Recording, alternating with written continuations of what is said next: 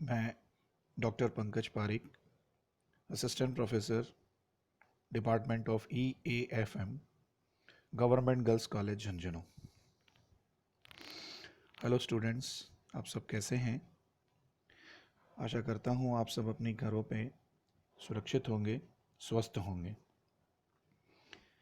जैसा कि आपको विदित है कि गत वर्ष इस माह में अपनी कक्षाएं महाविद्यालय में सुचारू रूप से प्रारंभ हो गई थी, किंतु इस वर्ष कोरोना महामारी के कारण भौतिक रूप से महाविद्यालय में अपनी कक्षाएं प्रारंभ नहीं हो पाई हैं और ये आपको विदित भी है। इसलिए आपको आपकी कक्षा के पाठ्यक्रम से अवगत कराने और उसे पढ़ाने हेतु हमने ऑनलाइन वीडियो बनाकर आप तक पहुंचने का बीड़ा उठाया है।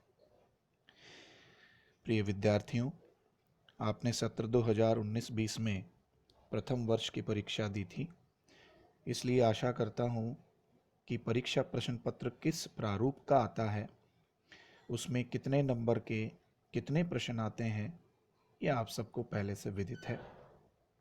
फिर भी चलिए मैं आपकी जानकारी के लिए आपको दोबारा बता देता हूँ।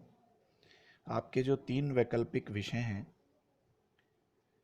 ABST यानी accountancy and business statistics, BAEDM business administration और EAFM economic administration and financial management, प्रत्येक में दो पेपर होते हैं,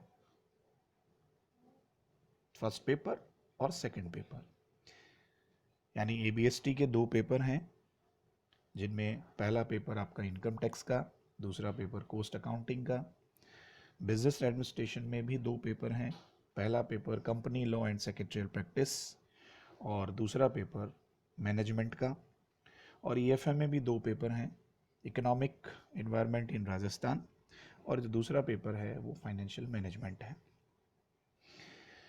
इन सभी विषयों में प्रत्येक विषय में प्रत्येक पेपर में 5 यूनिट्स होती हैं, 5 यूनिट्स होती हैं और 5 यूनिट्स का एक निश्चित सिलेबस होता है और हर यूनिट में से एक प्रश्न का चयन करते हुए हमें कुल 5 प्रश्नों के उत्तर देने हैं और प्रत्येक प्रश्न एक प्रश्न 20 अंक का होता है, यानी 100 नंबर का एक पेपर हुआ। तो ये बात तो हुई आपके परीक्षा प्रश्न पत्रों के प्रारूप की, कि किस प्रकार का पेपर आएगा, कैसे आपको उसको देखना है, और ये बातें आपको पहले से भी मालूम थी। अब अपनी मूल विषय वस्तु पर आते हैं। देखिए, EFM में आपके 2 पेपर हैं। फर्स्ट पेपर अभी भी मैंने आपको बताया, इकोनॉमिक एनवायरनमेंट इन राजस्थान, यानी राजस्थान में आर्थिक पर्यावरण। और ये पेपर पूर्णतया थ्योरेटिकल पेपर है, यानी इसमें कोई न्यूमेरिकल, जोड़ बाकी, गुणा भाग, कोई अकाउंटेंसी के जैसे इसमें कोई प्रैक्टिकल क्वेश्चंस नहीं है। ये पूरा थ्योरी का क्वेश्चन है, आपको समझना है, याद करने वाला प्रश्न पत्र है। और EFM का जो दूसरा प्रश्न पत्र है, जो कि मैं आपको पढ़ाने वाला हूँ, जिसका नाम फाइनेंशियल मैनेजमेंट यानी वित्तीय प्रबंध है। वित्तीय प्रबंध का जो पेपर है ये न्यूमेरिकल पेपर है, प्रैक्टिकल पेपर है अपने कॉमर्स के लिहाज से, और इसमें ये भी 100 नंबर का पेपर है। और इस पेपर में हमें क्या पढ़ना है उसकी चर्चा हम लोग करते हैं।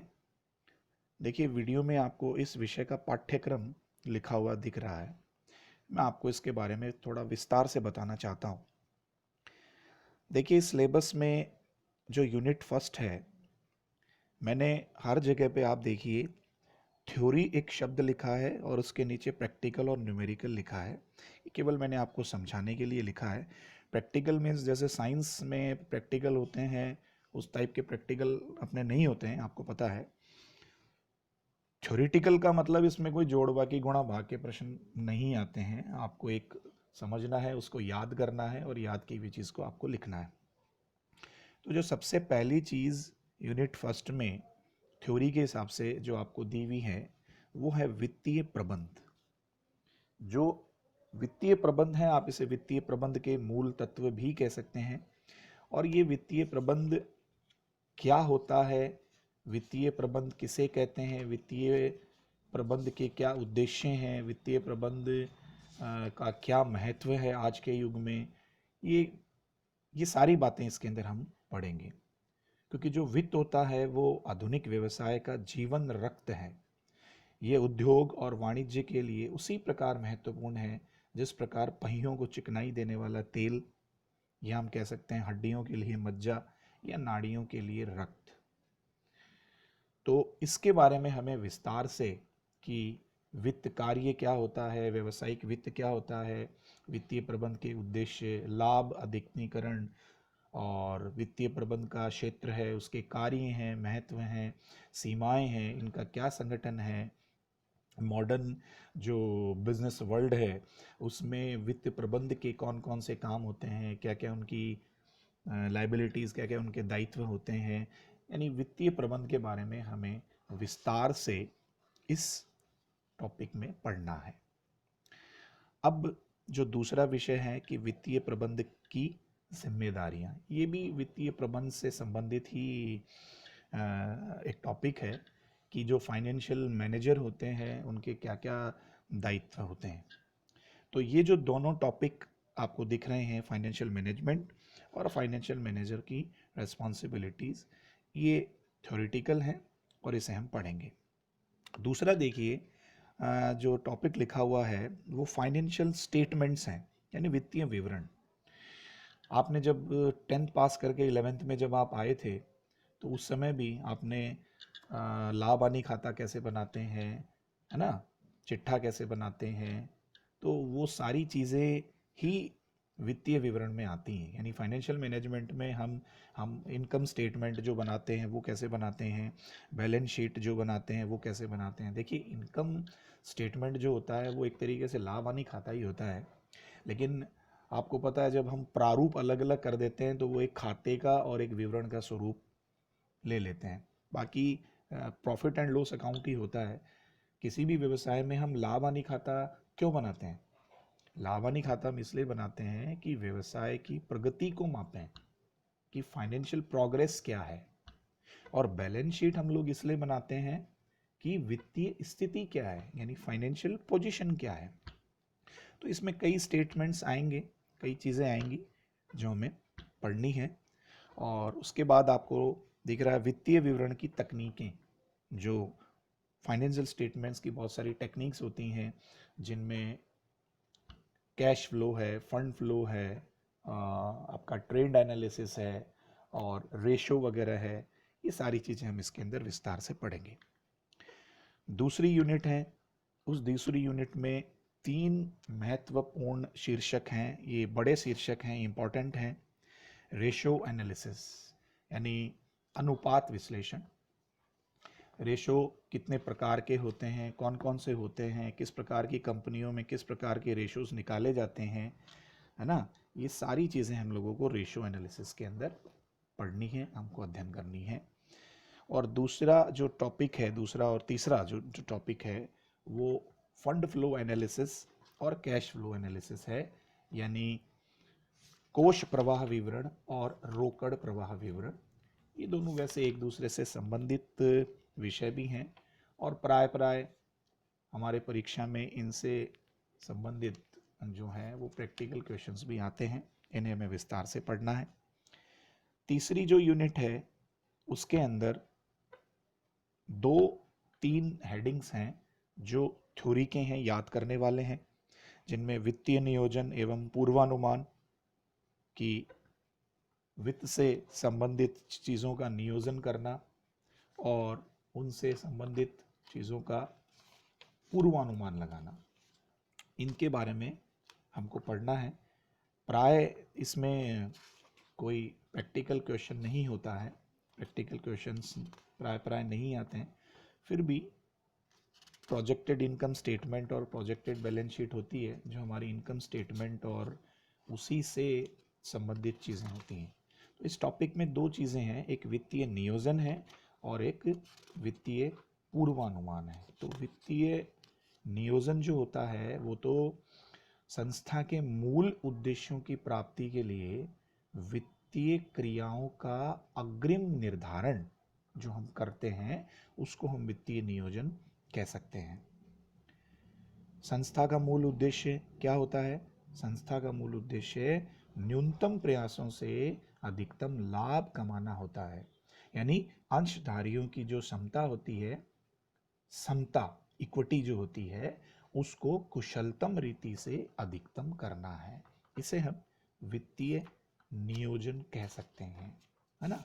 और वित्तीय नियोजन में एक श्रेष्ठ वित्तीय योजना के क्या लक्षण होते हैं, वित्तीय नियोजन को प्रभावित करने वाले तत्व कौन से होते हैं, है ना, वित्तीय नियोजन का क्या महत्व होता है, कैसे हम वित्तीय आवश्यकताओं का अनुमान लगाते हैं, ये सारी चीज़ें हमें पढ़नी है। दूसरा इसी में वित्तीय पूर्वानुमान है। अब वित्तीय पूर्वानुमान क्या होता है? देखिए, वित्तीय पूर्वानुमान वे मूलभूत सूचनाएं उपलब्ध करवाता है जिन पर क्रमबद्ध नियोजन आधारित है। इसलिए वित्तीय परिणामों का पूर्वानुमान व्यावसायिक नियोजन का अभिन्न अंग है, जिसमें प्रबंध प्रतिस्पर्धात्मक, तकनीकी तथा सामाजिक वातावरण को ध्यान में रखते हुए एक विशेष अवधि की वित्तीय क्रियाओं का नियोजन करता है। कभी कभी वित्तीय पूर्वानुमान को संस्था की भावी कार्यवाही के नियंत्रण उपकरण के रूप में भी प्रयोग किया जाता है। अगला जो इसका टॉपिक है वो समता और ऋण से संबंधित है, यानी इक्विटी वर्सेस डेब्ट। क्योंकि जो व्यावसायिक संस्थाएं होती हैं उनमें आउटफ्लो इनफ्लो होता है, आपको मालूम है, अंदर का पैसा बाहर का पैसा। तो जो पूंजी का ढांचा होता है उसमें समता का क्या अंश है, ऋण का क्या अंश है, या समता क्या होती है, डेप्ट क्या होता है, इन सब के बारे में हमें विस्तार से पढ़ना है। उसके बाद जो वित्त होता है, फाइनेंस वित्त होता है, जो एक तरीके से व्यवसाय का रक्त ही होता है, क्योंकि बिना वित्त के व्यवसाय नहीं चल सकता। वो वित्त हम कहाँ कहाँ से प्राप्त कर सकते हैं, उसके स्रोत कौन से हैं, तो उसके कुछ दीर्घकालीन स्रोत भी हैं, उसके कुछ मध्यमकालीन स्रोत भी हैं। तो उन कौन से दीर्घकालीन होते हैं, कौन से मध्यमकालीन होते हैं, ये सारी चीज़ें हमें पढ़नी है। तो अभी मैंने आपको फर्स्ट यूनिट में हमें क्या पढ़ना है, देखिए सेकंड यूनिट में हमें क्या पढ़ना है, और थर्ड यूनिट में थ्योरी के पार्ट में हमें ये 3 टॉपिक क्लियर करने हैं। उसके बाद देखिए मैंने तीसरी यूनिट में ही इसमें एक टॉपिक लिखा है ब्रेक इवन एनालिसिस, सम विच्छेद विश्लेषण, जिसे हम लागत लाभ मात्रा विश्लेषण भी कह सकते हैं। लागत लाभ मात्रा विश्लेषण का जो चैप्टर है ये प्रैक्टिकल चैप्टर है, इसमें से प्रैक्टिकल क्वेश्चंस आते हैं। देखिए, आज प्रत्येक व्यावसायिक संस्था का उद्देश्य लाभ कमाना है, क्योंकि लाभ ही इसकी सफलता का मापदंड हो गया है। किसी व्यवसाय को प्राप्त होने वाली आय में से जब हम समस्त व्ययों को घटा देते हैं तो जो शेष राशि बचती है, लेखांकन की भाषा में उसे हम लाभ कहते हैं। लाभ लागतों, मूल्यों और मात्रा के पारस्परिक प्रभावों का फलन एवं परिमाप है। लेकिन समविच्छेद विश्लेषण जो है ये क्या होता है? ये किसी व्यावसायिक संस्था की विक्रय मात्रा के संदर्भ में उसके आगमों का विश्लेषण करके, यानी उसकी जो इनकम्स होती है ना, आय होती हैं, उनका विश्लेषण करके विक्रय के विभिन्न स्तरों पर लाभ की स्थिति का अध्ययन करने की एक तकनीक है। ठीक है, जिसे हम जब चैप्टर हम लोग इसको लेंगे तो विस्तार से मैं आपको इसके बारे में बताऊंगा। अब हम आगे चलते हैं। देखिए, जो फोर्थ यूनिट है, फोर्थ यूनिट में भी 3 आपको टॉपिक्स दिए हुए हैं। इसमें मैंने थ्योरी और न्यूमेरिकल, थ्योरी और प्रैक्टिकल दोनों लिखा है, यानी इनमें से कभी कभी थ्योरी भी आ जाती है और प्रैक्टिकल भी आ जाता है। तो हम इस जो पेपर है इसको हम दोनों तरीके से इन को देखेंगे। देखिए, पहली चीज़ इसमें जो दी हुई है वो है मैनेजमेंट ऑफ वर्किंग कैपिटल। अब वर्किंग कैपिटल क्या होती है? वर्किंग कैपिटल क्या होती है, मैं इसे आपको यदि एक सामान्य भाषा में समझाऊं तो मान लीजिए आप झुंझुनू में रहते हैं, आप जयपुर जा रहे हैं और जयपुर का आने जाने का किराया जो है वो 150-150 रुपये है, तो क्या आप अपनी जेब में 300 रुपये ही लेके जाएंगे? नहीं ना। अभी भी आपकी जेब में कुछ पैसे होंगे, किसी की जेब में 100 रुपये, किसी में 200, किसी में 500 रुपये। आशय ये है, ये मैंने आपको एक सामान्य बात बताई है कि नॉर्मल बोलचाल में सामान्यतया डेली के काम वाम करने के लिए हमारे पास में जो पैसा होता है उसको मैं सामान्य बोलचाल में वर्किंग कैपिटल कह सकता हूँ। लेकिन जब हम व्यवसाय की दृष्टि से बात करते हैं कि भाई कार्यशील पूंजी क्या होती है, तो देखिए मैं आपको एक बात बताऊं, कार्यशील जो पूंजी होती है ना, उसकी दो टाइप की अवधारणाएं होती हैं। एक अवधारणा होती है परंपरागत अवधारणा यानी ट्रेडिशनल कंसेप्ट, और एक होती है आपकी गुणात्मक अवधारणा, है ना। तो ये दोनों अवधारणाएं जो होती हैं, इनमें क्या होता है, ट्रेडिशनल कंसेप्ट कहता है कि साहब जो ग्रॉस वर्किंग कैपिटल है यानी टोटल ऑफ करंट असेट्स है, चालू संपत्तियों का जो योग है वही वर्किंग कैपिटल है। अब चालू संपत्तियां क्या होती हैं? चालू संपत्तियां वे संपत्तियां होती हैं जो एक वित्तीय वर्ष में निरंतर बदलती रहती हैं। जैसे वित्तीय वर्ष होता है हमारा 1 अप्रैल से लेकर 31 मार्च तक का, तो उस वित्तीय वर्ष में आप देखिए कैश है वो बढ़ती घटती रहती है, बैंक में पैसा डाला हुआ है वो घटता बढ़ता रहता है, हमारे डेटर्स कम होते रहते हैं ज़्यादा होते रहते हैं, है ना। इन्वेंट्री है या स्टॉक है वो कम ज़्यादा होता रहता है, प्रीपेड एक्सपेंसेस भी कम ज़्यादा होते रहते हैं। इस प्रकार बहुत सारी जो चालू संपत्तियां होती हैं, वो चालू संपत्तियों का योग ही वर्किंग कैपिटल होता है, कार्यशील पूंजी होता है। ये कौन कहता है? ये कहता है ट्रेडिशनल कंसेप्ट यानी परंपरागत अवधारणा। दूसरी जो मॉडर्न कंसेप्ट है वो गुणात्मक अवधारणा है ना। गुणात्मक अवधारणा हमको क्या कहती है? गुणात्मक अवधारणा हमको ये कहती है कि साहब जो क्वालिटेटिव कंसेप्ट है वो हमें ये कहती है कि चालू संपत्तियों का चालू दायित्वों पर जो आधिक्य होता है वो कार्यशील पूंजी होती है। यानी मैं करंट असेट्स में से यदि करंट लायबिलिटीज को घटा देता हूं तो जो उत्तर आता है वो कार्यशील पूंजी होती है। अब कार्यशील पूंजी हम एक मैन्युफैक्चरिंग यानी जो निर्माणी उद्योग है उसमें कैसे निकालते हैं, एक सामान्य व्यापार करने वाले उद्योग में कैसे निकालते हैं, इसके 2-3 तरीके होते हैं। ऑपरेटिंग साइकिल मेथड होता है, एक टेबुलेशन मेथड होता है, वगैरह वगैरह अलग टाइप के मेथड होते हैं जो हमको इस चैप्टर में पढ़ने हैं। और इस चैप्टर को हमको एज ए प्रैक्टिकल भी तैयार करना है और एज ए थ्योरेटिकल भी तैयार करना है। अगला हेडिंग आपका है मैनेजमेंट ऑफ कैश यानी रोकड़ का प्रबंध। रोकड़ का के प्रबंध में जो हम बजट से संबंधित जो चीज़ें हैं कि हम हमारे अगले कुछ महीनों का कैश बजट कैसे बनाएंगे, इन से रिलेटेड हमको बातें पढ़नी है। दूसरा, विपणन योग्य प्रतिभूतियों का प्रबंध, मार्केटेबल सिक्योरिटीज़ का मैनेजमेंट हम कैसे करेंगे। प्राइस में से प्रैक्टिकल क्वेश्चंस नहीं आते हैं, इसको हमको देखना है। और 5वीं और अंतिम यूनिट में जिसमें हमें 3 टॉपिक्स क्लियर करने हैं। पहला टॉपिक है मैनेजमेंट ऑफ इन्वेंट्री यानी स्कंद का प्रबंध। अब स्कंद किसको कहते हैं? स्कंद माल को कहते हैं, स्टॉक को कहते हैं। हमारी जो भी दुकान है उस दुकान में जो भी हमारा माल पड़ा है वो माल कब हम नया माल मंगाने का ऑर्डर दें, कितना माल हम रखें, है ना, ये सारी चीज़ें उस माल की का मैनेजमेंट हमको कैसे करना है ये हम लोग पढ़ेंगे। इसमें अलग अलग तकनीकें हैं। दूसरी चीज़ है पूंजी बचतन। पूंजी बचतन क्या है कि ये पूंजी बचतन दीर्घकालीन विनियोग की एक तकनीक है। और दीर्घकालीन विनियोग की तकनीक में हम ये पता लगाते हैं कि हम किस परियोजना में या किस संपत्ति में हम विनियोग करें जिससे हमें फायदा हो, है ना। तो इसकी भी बहुत सारी तकनीकें हैं और उन तकनीकों में प्रैक्टिकल क्वेश्चंस हैं जो हमको पढ़ने हैं।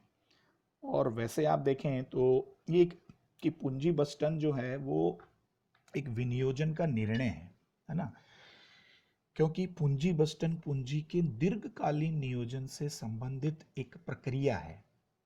इसमें हम क्या करते हैं, पूंजी विनियोग की भावी लाभदायकता का अध्ययन करते हैं, उसकी पूंजी लागत की गणना करके अर्जन और लागत की तुलना करते हैं, और अंत में उस विनियोग के करने अथवा न करने के बारे में अंतिम निर्णय लेते हैं।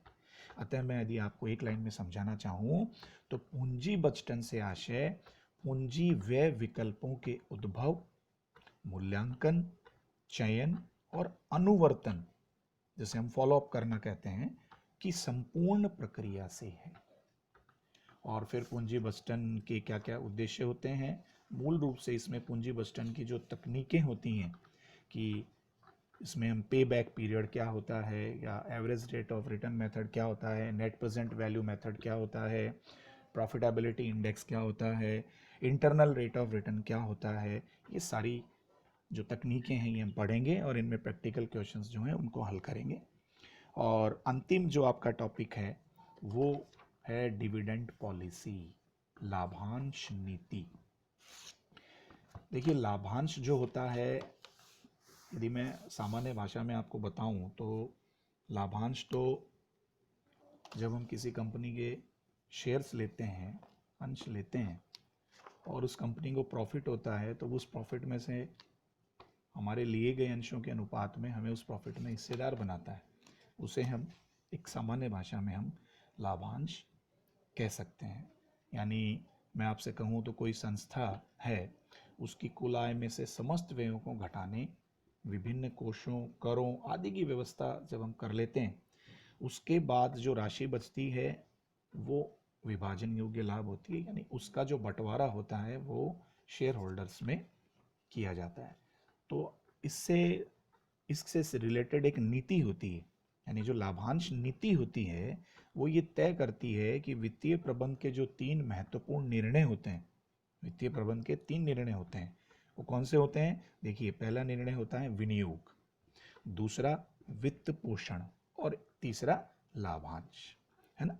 ये एक महत्वपूर्ण निर्णय है। लाभांश नीति अर्जनों का अंशधारियों में भुगतान तथा प्रतिधारित अर्जनों में विभाजन निर्धारित करती है। अब एक अच्छी लाभांश नीति में कौन कौन सी बातें होनी चाहिए, है ना, लाभांश नीति को प्रभावित करने वाले कौन कौन से तत्व होते हैं, लाभांश नीति का क्या प्रारूप होना चाहिए, और लाभांश के प्रकार, जैसे लाभांश हम यदि प्रतिभूति के अनुसार देते हैं तो इक्विटी शेयर्स के रूप में हमें डिविडेंड मिलता है, या प्रेफरेंस शेयर्स के रूप में हमें डिविडेंड मिलता है। लाभांश के समय अनुसार भी दिया जाता है, अंतरिम लाभांश, इंटरिम डिविडेंड, नियमित लाभांश दिया जाता है, कैश डिविडेंड दिया जाता है, स्क्रिप डिविडेंड दिया जाता है, स्टॉक डिविडेंड दिया जाता है। तो ये सारी चीज़ें हमें इस चैप्टर में पढ़नी है। और इसमें एक सबसे महत्वपूर्ण बात जो हमें पढ़नी है कि कुछ लाभांश प्रतिमान होते हैं, डिविडेंड मॉडल्स होते हैं, जो 3 मॉडल्स होंगे, एक तो वॉल्टर का मॉडल, एक गार्डन का मॉडल, और एक मोदी गिलियानी और मिलर का मॉडल। इन तीनों के मॉडल हमको पढ़ने हैं, और इसमें भी इन मॉडल से रिलेटेड ही कुछ प्रैक्टिकल्स क्वेश्चंस हैं जिनका हमें अध्ययन करना है, उनको हल करना है। तो विद्यार्थियों, मैंने आपको विस्तार पूर्वक इस विषय में, फाइनेंशियल मैनेजमेंट में जो 5 यूनिट्स हैं, हमें उसमें क्या पढ़ना है, कौन कौन से टॉपिक्स हैं, कौन से टॉपिक्स थ्योरेटिकल हैं, कौन से टॉपिक्स प्रैक्टिकल हैं, ये सारे मैंने आपको बताए। अभी हमने इसके बारे में विस्तार से चर्चा की। अब हम नेक्स्ट वीडियो में, अगले वीडियो में इनमें से एक एक टॉपिक को लेके और इनमें क्या क्या चीज़ें हैं, क्या क्या पढ़ना है, ये चीज़ें हम लोग अध्ययन करेंगे। ये जो तकनीक है जिसके माध्यम से मैं आपको पढ़ा रहा हूँ, ये आपके लिए भी नई है और मेरे लिए भी नई है, लेकिन कोरोना महामारी ने हमें एक नई तकनीक ईजाद करने का मौका दिया है, एक अवसर भी दिया है ना। तो इससे आपको भी कुछ नया सीखने के लिए मिलेगा और मुझे भी कुछ नया सीखने के लिए मिलेगा। इसलिए मैं आशा करता हूँ कि आप इस पे ध्यान देंगे, इन वीडियोस को, और उसके बाद यदि आपको कोई भी समस्या होती है तो आप मुझे फ़ोन के माध्यम से भी, फ़ोन करके भी आप अपनी समस्या का समाधान ले सकते हैं। अंत में जो ये काल चल रहा है, महामारी का काल चल रहा है। आप कृपा करके बहुत ज़रूरी हो तो ही घर के बाहर जाएं, और घर के बाहर जाएं तो मास्क पहन के रखें और सोशल डिस्टेंसिंग, 2 गज की दूरी या 6 गज की दूरी, जो भी आप दूर रहें। भीड़ भाड़ वाले एरियाज़ में आप नहीं जाएं, बहुत ज़रूरी नहीं है, और मेरे ख्याल से भीड़ भाड़ वाले इलाके में जाना आपका ज़रूरी भी नहीं है, तो आप इसे अवॉइड ही करें। आपको कहीं नहीं जाना है। और घर पे भी आप रहें तो बार बार अपने हाथ धोते रहें, साबुन से हाथ धो लीजिए, कोई दिक्कत नहीं है। और जिन चीज़ों को बार बार आप छूते हैं पूरे दिन में, उनको भी आप सैनिटाइज करते रहिए, और अपना और अपने परिवार का पूरा ध्यान रखिए। अंत में बहुत बहुत धन्यवाद। आप स्वस्थ रहें, आप सुरक्षित रहें, यही मैं आशा करता हूँ। धन्यवाद, बहुत बहुत धन्यवाद।